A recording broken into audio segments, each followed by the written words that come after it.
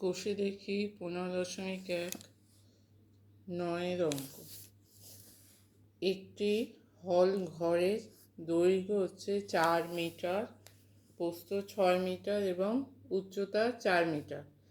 ঘরটিতে 3টি দরজা আছে, যাদের প্রত্যেকটি 1.5 মিটার গুণিতক 1 মিটার এবং 4টি জানালা আছে, যাদের প্রত্যেকটি 1.2 মিটার গুণিতক 1 মিটার।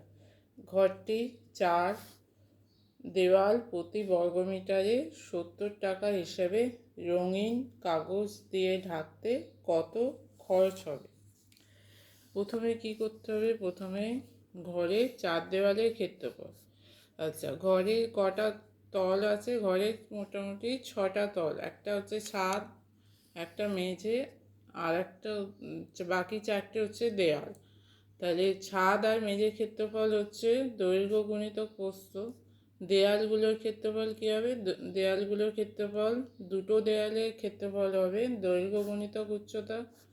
বাকি দুটো দেওয়ালের ক্ষেত্রফল হবে প্রস্থ গুণিতক উচ্চতা। তাহলে 4 দেওয়ালের মোট ক্ষেত্রফল কী হবে? 4 দেওয়ালের ক্ষেত্রফল হচ্ছে ঘরে 4 দেওয়ালের ক্ষেত্রফলের ফর্মুলা হচ্ছে 2 গুণিতক দৈর্ঘ্য প্লাস প্রস্থ গুণিতক উচ্চতা। আচ্ছা, দৈর্ঘ্য দেওয়া আছে 4 মিটার, প্রস্থ 6 মিটার, উচ্চতা 4 মিটার। তাহলে এই মানগুলো বসিয়ে 4 দেওয়ালের ক্ষেত্রফল বেরোচ্ছে 80 বর্গমিটার। এবার 3টে দরজার ক্ষেত্রফল। একটা দরজার ক্ষেত্রফল হচ্ছে 1.5 গুণিতক 1। 3টি দরজা আছে, তাই 3 গুণিতক 1.5 গুণিতক 1 সমান হচ্ছে 4.5 বর্গমিটার। 4টি জানালার ক্ষেত্রফল হচ্ছে 4 গুণিতক 1.2 গুণিতক 1 4.8 বর্গমিটার। এবার দরজা জানলার ক্ষেত্রফল বাদ দিয়ে বাকি 4 দেওয়ালের ক্ষেত্রফল কী হবে? 4 দেওয়ালের ক্ষেত্রফল কত ছিল? 80। দরজার ক্ষেত্রফল হচ্ছে 3টে 4.5, জানালার ক্ষেত্রফল 4.8। তাহলে এই দুটো ক্ষেত্রফল আমরা বাদ দিচ্ছি। তাহলে দরজা জানালা বাদে 4 দেওয়ালের ক্ষেত্রফল হচ্ছে 80 মাইনাস 4.5 মাইনাস 4.8। 80 মাইনাস 9.3 সমান 70.7।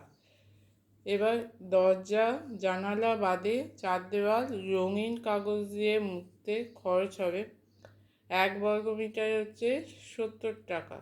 তাহলে 70.7 বর্গমিটারে হবে 70.7 গুণিতক 70।